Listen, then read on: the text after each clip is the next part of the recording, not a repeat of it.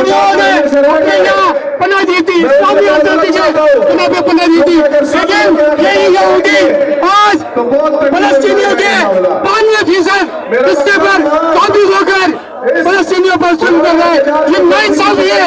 एक कौम ने आपको मदीना से बेदखल किया और इनकी 1000 साल तारीख उठा के रख ले, इन पे किसी भी मुल्क में भरोसा नहीं किया। जर्मनी, पोलैंड, फ्रांस, इंग्लैंड सबने इनको अपने वतन से निकाला। आखिरकार 1943 में इनको जर्मनी के हिटलर ने अपने मुल्क से निकाला और 60 लाख यहूदियों का कत्लेआम किया और बनाए इनको बताने के लिए कि तुम जाओ पूरी दुनिया में और बताओ तुमको क्या मैंने मिल रही है। हिटलर का इतना रोब था कि पूरी दुनिया, अमेरिका, फ्रांस और बर्तानिया ने इनको हिटलर के खौफ से अपने मुल्क में घुसने नहीं दिया। आखिरकार ये फलस्तीन पहुंचे और फलस्तीनियों ने इनको हमदर्दी के बिना पे अपने यहाँ पनाह दी।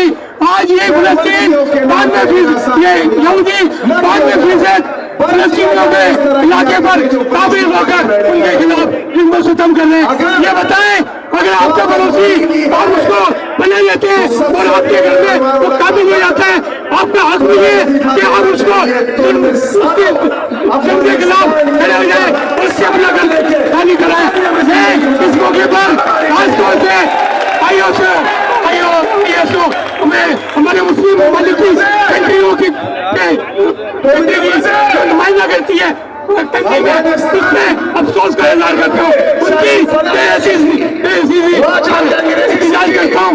हमारे मुस्लिम ममालिक को अल्लाह ताला ने हज़रत अहमद से नवाजा, वो क्यों खामोश है? वो ये नहीं सोचे कि हम बच जाएंगे।